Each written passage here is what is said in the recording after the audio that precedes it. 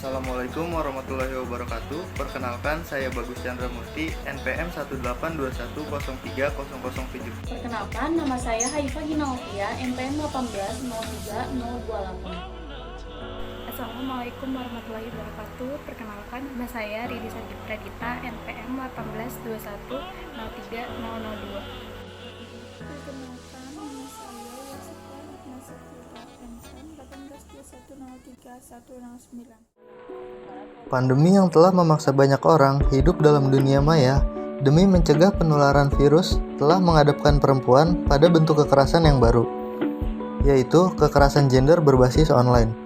Kekerasan ini merupakan serangan terhadap tubuh, seksualitas, dan identitas gender seseorang yang difasilitasi teknologi digital. Data terakhir menunjukkan kekerasan gender berbasis online diestimasi akan meningkat lebih dari 40% tahun ini. Ada 281 kasus tercatat sepanjang 2019, sementara sudah ada 659 kasus dalam rentang waktu 10 bulan terakhir saja. Penelitian terakhir juga menyebutkan bahwa sebagian besar korban berasal dari generasi muda. Hal tersebut bisa terjadi karena sebagian besar yang menggunakan internet adalah anak muda, baik untuk bekerja maupun belajar. Dari aspek gender, mereka yang rentan menjadi korban adalah perempuan, yaitu 71%. Sayangnya, hingga detik ini Indonesia belum memiliki regulasi yang jelas tentang kekerasan gender berbasis online.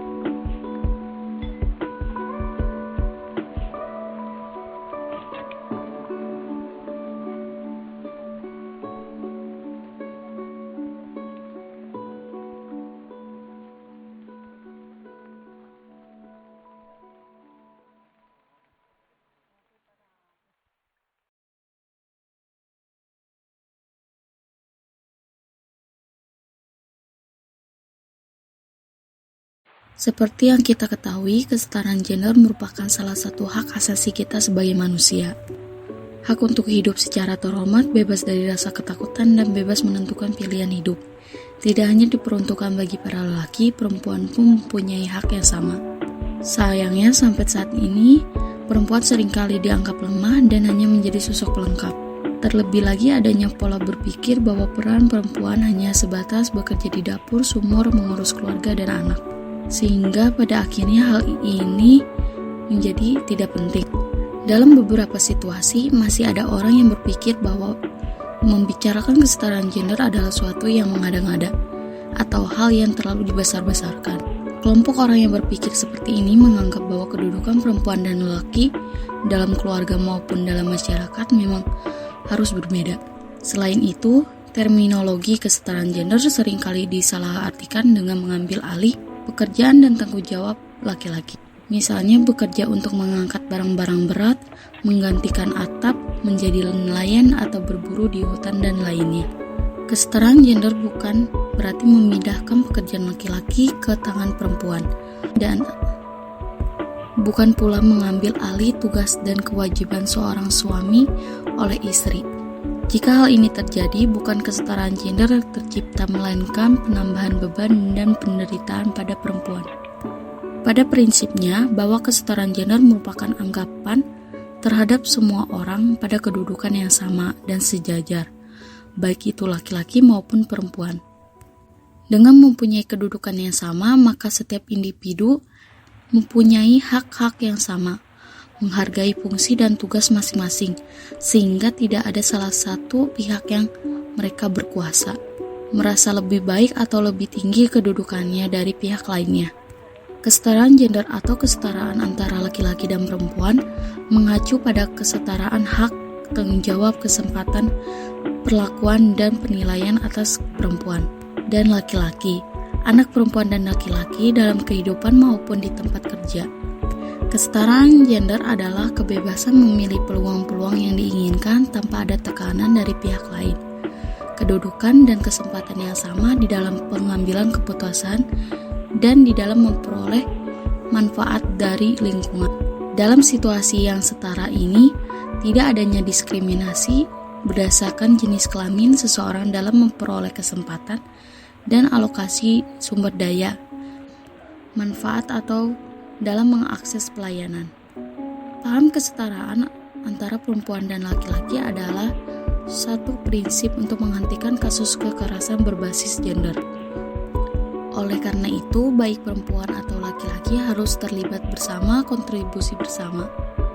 Peran laki-laki dalam menciptakan lingkungan yang aman dari kekerasan berbasis gender bukan karena dianggap sebagai pemimpin dan dipandang kuat, tetapi menciptakan rasa aman adalah tanggung jawab bersama antara laki-laki dan perempuan. Saat ini, diharapkan semua pihak dapat membuka segala pikiran dan wawasan terkait dengan gender. Selain itu, bisa menerima nilai-nilai baru yang berbeda dan tidak kaku seperti sebelumnya. Kesetaraan gender diharapkan bisa meredam kekerasan seksual.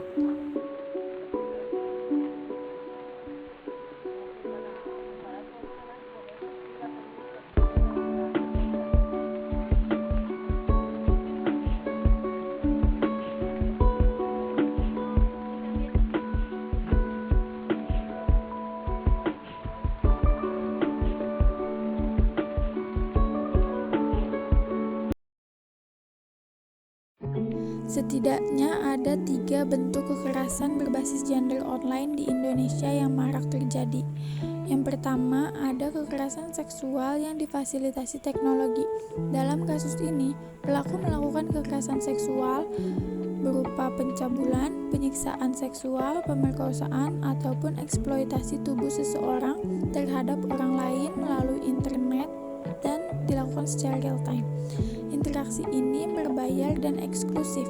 Satu kasus terjadi di Aceh. Sekumpulan pelajar dijebak oleh jaringan pelaku untuk mengirimkan gambar telanjang mereka melalui media sosial, kemudian dieksploitasi secara seksual lewat internet dan dipaksa melacur di dunia nyata. Di Bojonegoro, seorang guru memotret para korban dalam keadaan telanjang lalu menjualnya di internet. Ia kemudian juga memaksa para korban untuk melakukan kegiatan seks baik di internet maupun secara langsung. Yang kedua, ada penyebaran konten seksual.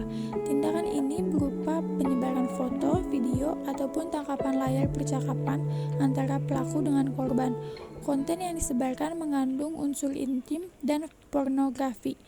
Contoh kasus ini adalah penyebaran foto telanjang 14 orang remaja putri di Lampung Selatan. Mereka berkenalan dengan pelaku di media sosial dan kemudian diancam dan dibujuk untuk berfoto telanjang. Ancaman dan tindakan tersebut dilakukan dengan tujuan memperoleh keuntungan finansial ataupun seksual dari korban. Yang ketiga, ada balas dendam dengan pornografi. Bentuk kekerasan ini melibatkan para pihak yang memiliki relasi intim. Pelaku menyebarluaskan konten intimnya dengan korban dalam rangka mencemarkan nama baik korban, membalas dendam, ataupun memperoleh keuntungan finansial. Salah satu contoh kasusnya adalah penyebaran foto intim mantan pacar yang dilakukan oleh mahasiswa di Banyumas. Pelaku biasanya adalah suami, mantan pacar, selingkuhan, maupun atasan korban.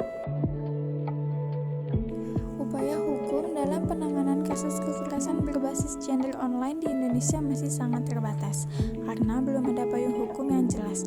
Kemampuan aparat penegak hukum dalam menangani kasus-kasus ini pun masih kurang, sehingga tak jarang banyak korban yang justru malah dikriminalisasi karena melapor.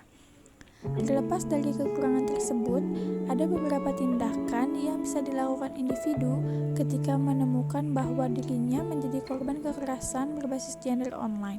Berdasarkan dari SafeNet, Southeast Asia Freedom of Expression Network, yang merupakan salah satu lembaga swadaya masyarakat yang bergerak di bidang perlindungan hak kebebasan berekspresi dan perlindungan data pribadi di Asia Tenggara.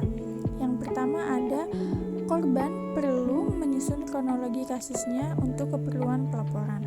Yang kedua, menyimpan barang bukti berupa tangkapan layar gambar atau percakapan, rekaman, baik suara maupun video. Yang ketiga, memutuskan komunikasi dengan pelaku apabila sudah cukup mengumpulkan bukti.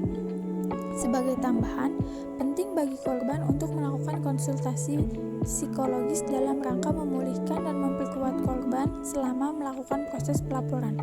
Yang keempat, pada tahap pelaporan ke jalur hukum, maka penting untuk melakukan pemetaan resiko. Pada tahap ini, penting bagi korban dan pendampingnya memetakan opsi penyelesaian kasus dan resiko apa saja yang akan dihadapi korban. Misalnya, apabila korban mengajukan laporan ke polisi, maka korban harus siap untuk berhadapan dengan proses interogasi yang cenderung melelahkan dan panjang.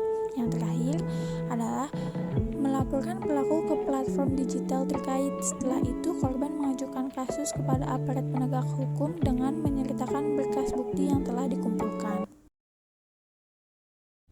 Bagaimana cara menghadapi kekerasan gender berbasis online? Terdapat beberapa cara yang dapat dilakukan untuk menghadapi kekerasan gender berbasis online, yaitu pertama, jangan terlalu banyak atau terlalu sering posting di media sosial. Karena jika terlalu banyak dan sering bisa saja mengganggu orang lain.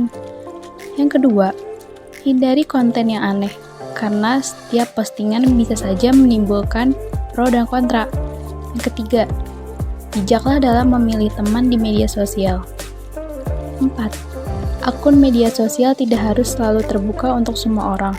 Jadi sebaiknya setting akun dengan mode terbatas. 5.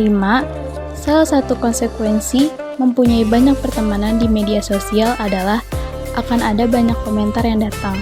Jadi sangat penting untuk memikirkan postingan apa yang tepat. 6. Selain beberapa hal di atas, penting juga untuk tidak sembarangan bercerita di media sosial.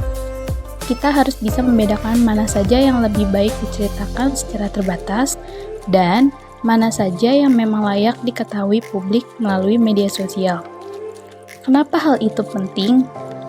Karena media sosial akan selalu ada perbedaan persepsi setiap orang, sehingga akan berpotensi membangun pro dan kontra. Demikian penjelasan apa itu kekerasan gender berbasis online.